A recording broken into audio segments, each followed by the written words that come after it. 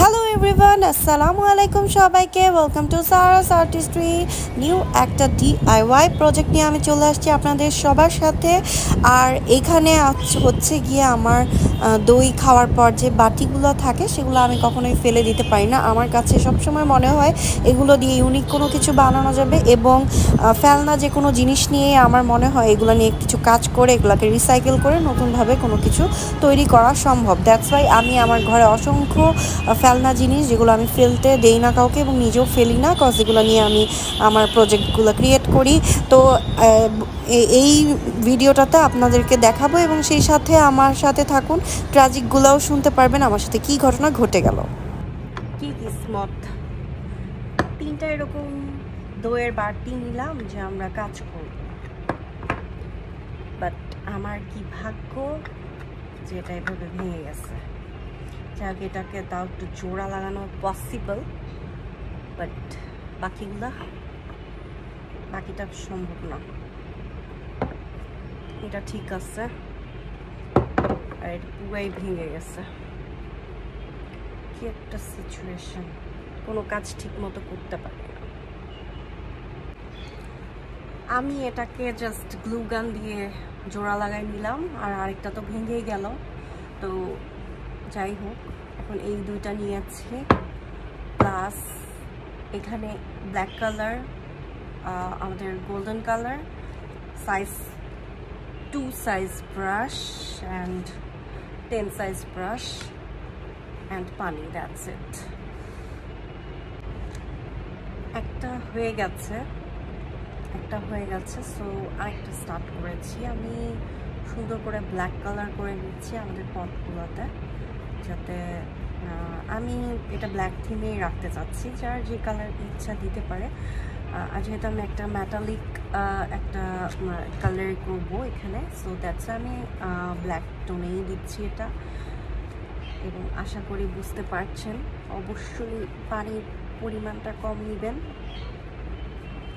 জিনিসটাকে স্থায়িত্ব বাড়াতে চাইলে। আরেকটারও এটার ডিজাইনটা খুব সুন্দর আসবে আশা করি, কজ আরেকটা যেটা ছিল ওখানে আসলে এই সেম ডিজাইনটাই ছিল, এবং ওটা নিয়েও আমার খুব ইচ্ছা ছিল যে আমি দুইটাকে অ্যাকচুয়ালি আমার ডাইনিং টেবিলে অ্যাড করতে পারবো যখন আমরা কোনো ফুচকা খাবো বা আমরা ভর্তা খাবো। ছোট ছোট এই জিনিসগুলোকে আমি অ্যাড করতে চেয়েছিলাম, বাট এখন আমাকে ভাঙা পিসটাকে আমার অ্যাজ এ ডেকোরেশন পিস হিসাবেই অ্যাকচুয়ালিতে ইউজ করতে হবে। আমার ইচ্ছা ছিল সেটাই, বাট এটা আপনি ডেকোরেশনভাবেও ইউজ করতে পারবেন। ঠিক আছে, আমার এটা জাস্ট হাফ শুকাইছে। এখন আমি ফিঙ্গার টিপসের মধ্যে আমি জাস্ট কালারটা নিব,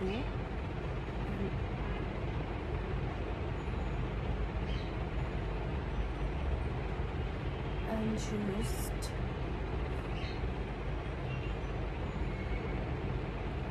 অল্প কালার নিতে হবে।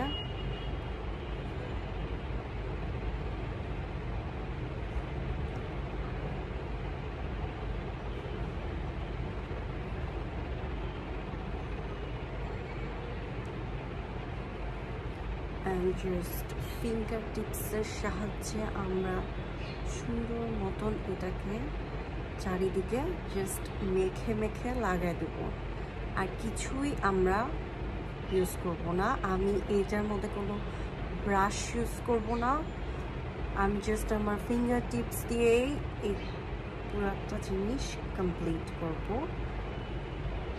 আমি একটা মেটালিক একটা চাচ্ছি, আর আমার ব্ল্যাক কালার আছে, সো আমার কিন্তু এটা এখন পর্যন্ত হয়নি, ঠিক আছে, ড্রাই হয়নি আমার ব্ল্যাক কালারটা।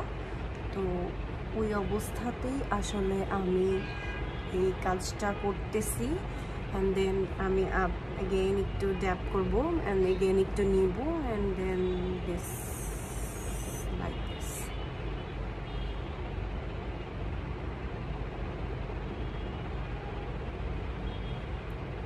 অ্যান্ড এটা একটা গোল্ডি একটা ভাইব দিচ্ছে, অ্যান্ড আমি আমার ফুল হাঁড়িটাকেই কাইন্ড অফ করে ফেলবো, অ্যাজ আমি যে আগেই নিয়েছি, অ্যান্ড এই যে আমি এখানেও দিচ্ছি। ঠিক আছে, জাস্ট একটা মেটালিক একটা ভাইব দেওয়ার জন্যই আমার এই কাজটা। অ্যান্ড ফুল আমি